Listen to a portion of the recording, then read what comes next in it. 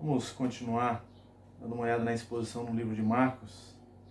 E hoje nós temos aqui Jesus acalmando a tempestade. Marcos capítulo 4, verso 35 até o 41 nos diz assim: Naquele dia, sendo já tarde, disse-lhe Jesus: Passemos para outra margem. E eles, despedindo a multidão, levaram assim como estavam no barco, e outros barcos o seguiam.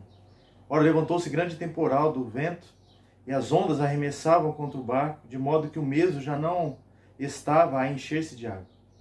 Jesus estava na popa, dormindo sobre o travesseiro. Eles o despertaram e disseram: Mestre, não te importa que pereçamos? E ele, despertando, repreendeu o vento e disse ao mar: Acalma-te, emudece. O vento se aquietou e fez-se grande bonança.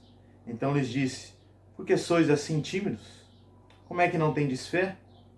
E eles, possuídos de grande temor, diziam uns aos outros: Quem é esse que até o vento do mar lhes obedece? Nós temos aqui nesse texto o relato então dessa tempestade aqui no momento que eles estavam atravessando o mar da Galileia. E o momento aqui desse relato descrito por Marcos mostra então que Marcos escreveu de acordo com a visão de Pedro, né, que estava ali no barco também, né? Mas nós vamos ver nesse momento aqui que os discípulos ali então estavam durante a noite a bordo de um barco, então, né? Tinha sido um dia muito trabalhoso para Jesus. Tinha falado então por parábolas, falado para grandes multidões que ali estavam, de um barco então um pouco distante ali da praia. Depois então foi para casa, deu instrução particulares ali aos discípulos, né? E não é de se admirar que no final da tarde então estaria um pouco cansado e exausto, né? E Marcos então registra que os discípulos levavam então Jesus no barco com eles. E foi ele quem tomou então a iniciativa de dar a ordem para eles passar do outro lado então. Os discípulos eram então marinheiros e eram navegadores ali, conheciam muito bem aquele mar da Galileia ali, o lago da Galileia. E assim eles então levaram Jesus. E levaram ele então mesmo cansado, exausto, né, e precisando de repouso e descanso. E no meio então dessa noite ali, indo a bordo do barco, uma grande tempestade, furiosa tempestade arremeta ali o barco, né? E Marcos e Lucas então descrevem que no original aqui então uma palavra como vendaval, né, uma tempestade ali com rajadas de ventos furiosas, né, estava ameaçando o barco ali. Mateus chama já de grande tempestade. E essa tempestade, então, poderia ter sido vinda aqui mediante por causa dos próprios ventos, né? Repentinamente, então, aqui pegando o lago da Galileia, né? O mar da Galileia, então, também conhecido como lago ali, localiza então ao norte do Vale do Jordão. Ele tem por cerca, então, de 20 quilômetros de comprimento e 11 de largura. E era cercado, então, por montanhas ali, não é? Isso fazia, então, com que descia muitos ventos ali. Ventos impetuosos, ondas furiosas, né? Mas Jesus estava na polpa e ali dormindo, né? Assim como se encontra na distribuição do original ali, ele estava dormindo mesmo. E quando aparece esse dormindo no final da frase, da sentença, né? Mostra então um tremendo contraste, né? No meio de uma tempestade, Jesus estava dormindo. E o fato dele ter adormecido mostra o quanto ele estava cansado. Bem como também aponta, né, para a sua confiança total e absoluta no Pai, né, no Pai Celestial, Criador de todas as coisas, né? Então nem o rugido dos ventos, nem o salpicar das ondas ali no barco, né, fez ele acordar, né, mas ele estava descansando, né? Charles Hyde diz que os discípulos tinham passado o dia inteiro ouvindo o Mestre, vendo o Mestre fazer a sua obra, mas isso não o isentou da tempestade. Eles amavam a Jesus, tinham deixado tudo para segui-lo, mas isso não o poupou então de enfrentar o mar revolto, né? Então as aflições e as tempestades da vida fazem parte da jornada do cristão. E o pastor Hernando Dias Lopes, sobre esse texto, ele diz: as tempestades da vida não anulam a bondade de Deus.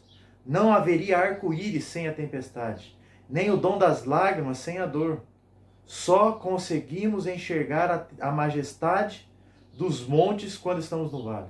Só enxergamos o brilho das estrelas quando a noite está escura. E é das profundezas da nossa angústia que nos erguemos para maiores conquistas da vida. Então, quando a gente olha ali no meio dessa tempestade furiosa, né, nós temos juntamente conosco no barco ali o próprio Cristo. Né? Um clamor desesperado. No meio desse momento ali de tempestade, né, a qual nós já nos mostramos, Mateus vai dizer ali que os discípulos gritam, então, Senhor, salva-nos, perecemos. Lucas diz, mestre, mestre, estamos perecendo. E Marcos diz, mestre, não te importa que pereçamos? É razoável então supor, né, que numa situação terrível de pressão, aqueles discípulos então clamassem seguidamente e de maneiras variadas, a morte batendo então na nossa face, né? E como o Senhor poderia estar dormindo? Não importa que fomos então tragados pelas profundezas do mar, né? E essa pergunta aqui que Marcos registra, mestre, não te importa que pereçamos? É como se os discípulos ali então tivessem dado como que uma bronca no Senhor Jesus Cristo por ele estar dormindo, né? Os discípulos então estavam completamente aterrorizados. Tais situações, até mesmo muitas vezes nós, né, em situações normais, e muitas vezes até corajosas, poderíamos dizer coisas que lá na frente teríamos que pedir desculpa, né, ou vamos nos arrepender. E foi mais ou menos esse o questionamento dos discípulos ali para Jesus. Sua amargura, então não deixa aqui misturada com as impressões de confiança, mas se assim fosse, alguns deles marinheiros ali, não é, que já conheciam bem aquele lago ali, eles não então se voltariam por um carpinteiro pedindo socorro. Mas certamente a fé deles estava longe da perfeição. Mas mesmo com uma fé pequena, mesmo com a fé dele, mesmo aquela fé pequena ali, eles então tinham uma esperança, né, de que o próprio Senhor que estava ali no barco poderia salvá-lo. E eles fazem então esse clamor desesperado. Mas no meio disso acontece então um milagre impressionante. O fato que realmente importa a expressão aqui, que ele repreendeu o vento. De uma maneira muito efetiva, o Senhor estabeleceu autoridade sobre os elementos naturais, né, da natureza, produzindo então uma grande calmaria. O que realmente impressiona é que não somente ventos imediatamente ali acalmaram, mas as ondas também cessaram completamente. Uma reprovação amorosa.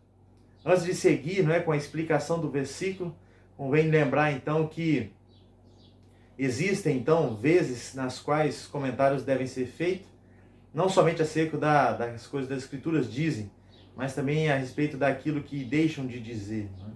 Os discípulos aqui implicitamente tinham acusado o Senhor então de ter um coração duro. Né?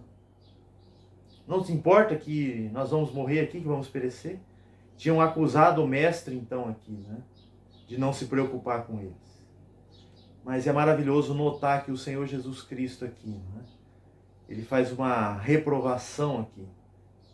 Mas o Senhor faz repreensão aqui, como ele fez a repreensão com Pedro posteriormente, né, após tê-lo negado 3 vezes.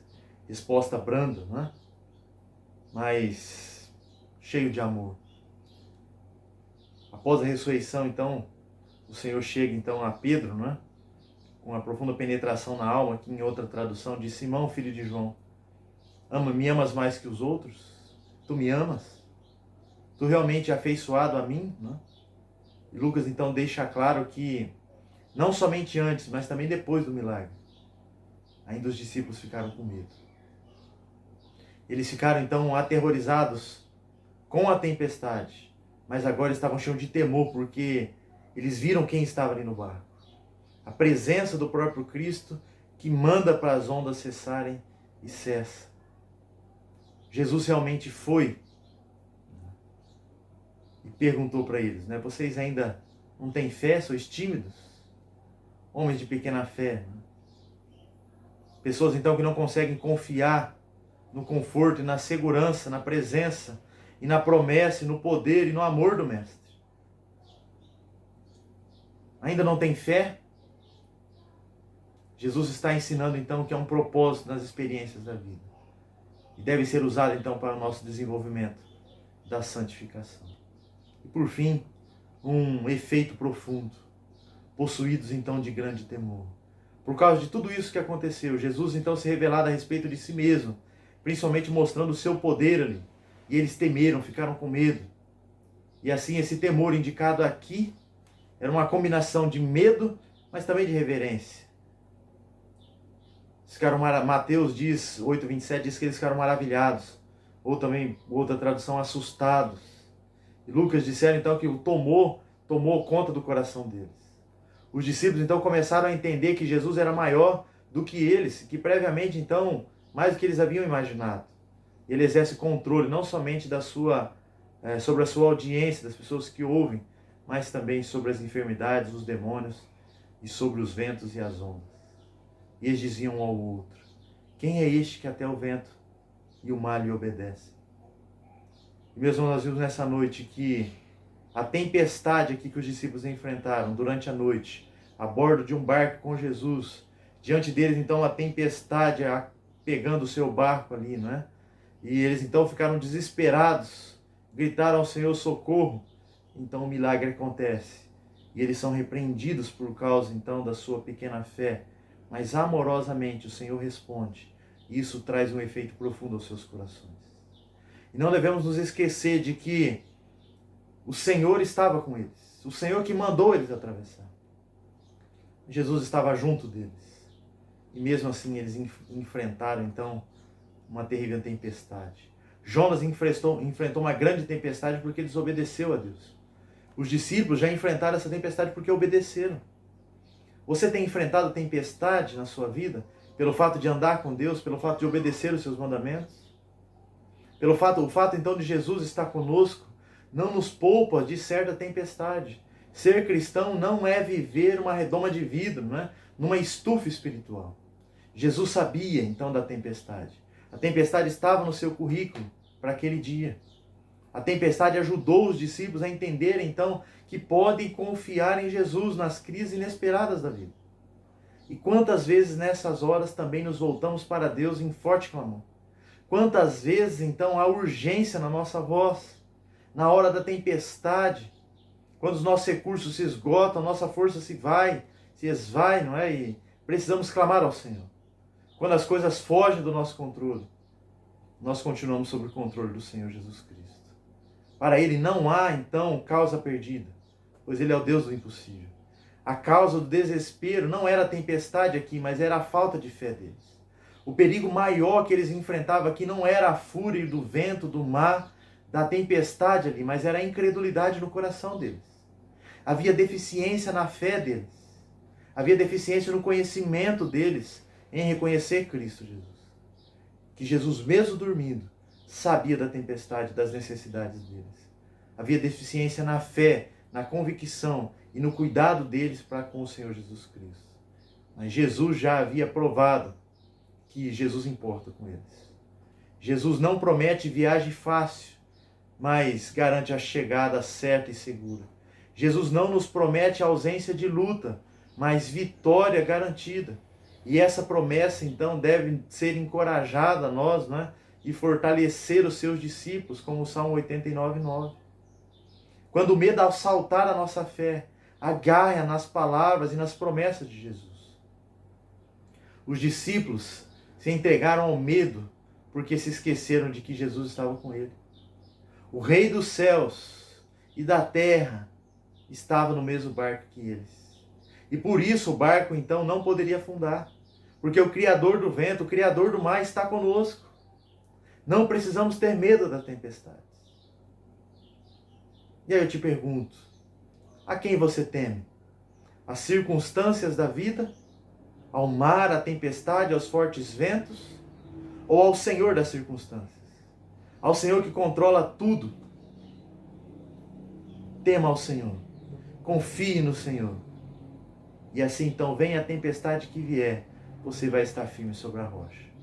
Soprou o vento, as águas se encheram e deram com ímpeto contra a casa, mas a casa estava firme na rocha e ela então não foi abalada.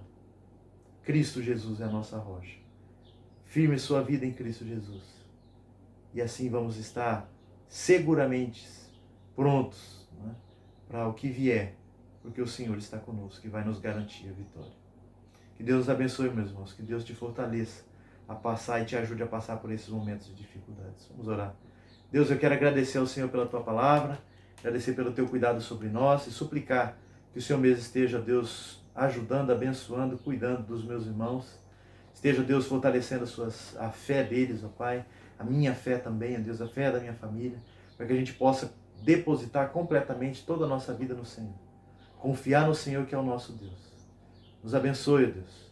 Nos ajude a confiar e a depender do Senhor. Assim nós oramos, pedindo, clamando por aqueles irmãos, ó Deus, que têm passado por lutas, dificuldades e tempestade nas suas vidas. Que o Senhor está com eles, que o Senhor há de livrá-los no tempo do Senhor. Assim eu oro, clamando ao Senhor e pedindo no nome de Jesus. Amém, Deus. Que a graça do Senhor Jesus Cristo e o amor de Deus, o nosso Pai, e a comunhão do Santo Espírito do Senhor seja sobre nós e sobre todo o povo de Deus espalhado pela face da terra, hoje e para todo sempre. Amém. Deus abençoe. Tenha uma semana guardada, abençoada pelo Senhor.